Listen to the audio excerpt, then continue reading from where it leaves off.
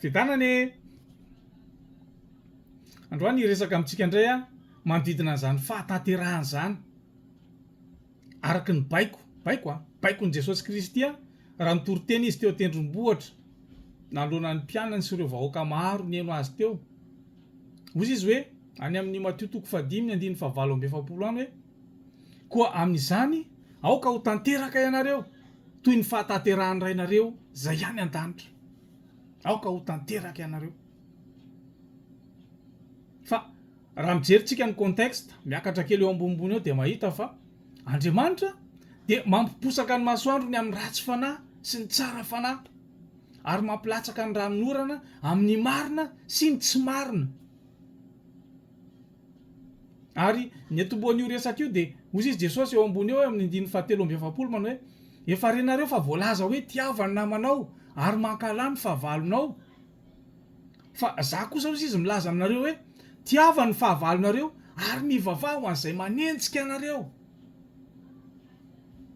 Izay toe-po zay a le fahatanterahana ambarany soratra masina eto ary takiany Jesosy amiko sy aminao fa tsy zavatra hafa akory fa zay le antsoina hoe fahatanterahana. Kanefa ny tena marina toe-po tsy hay amin'ny maha olombelona zany, tsy vitantsika amin'ny ezaka zany e. Aleo dia tsy miatsara velatsia. Fa raha iezaka eto tsika dia ifampiatsara velatsia sy ifamitaka fotsiny eto. Fa toe-po tsy hain'ny olombelona zany fa hain'Andriamanitra. Fa Jesosy Kristy nanana an'io toe-po io.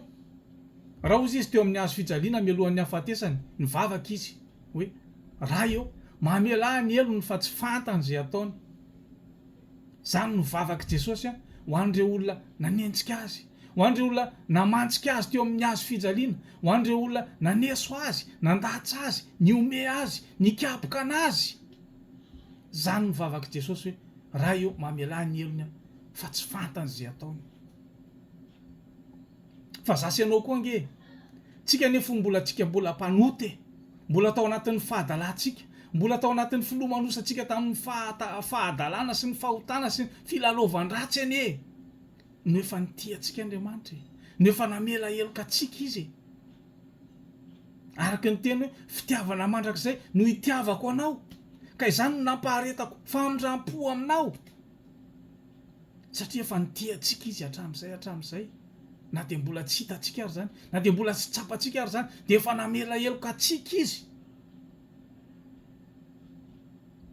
Dia amiko sy aminao koa no nitenen'ny Tompo le hoe mamela ny elony fa tsy fantany zay ataony. Fa itsika dia ny tena marina fahavalon'Andriamanitra koa ny atsika taloha.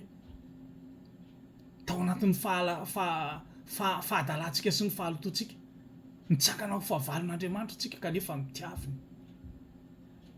Namindrany fo, navela ny heloka. Ka ho atsika indray zany zao inona kosa no ataontsika ho an'ireo manenjika atsika sy mankala atsika mitsangana ho fahavalontsika. Manahoana tsika?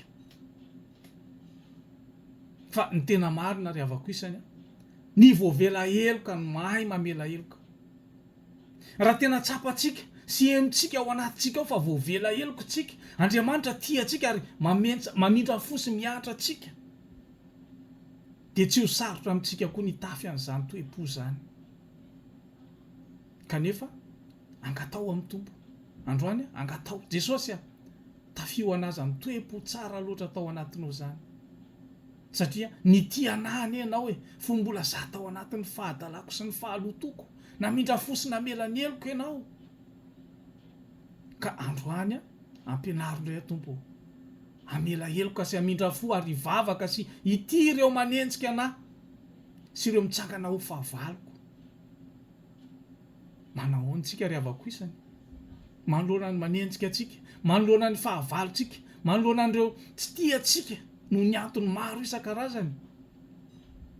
Androany aoka ho tanteraka ianareo hozy izy ny Tompo, tahaka ny fahatanterahany rainareo zay any an-danitra. Amen.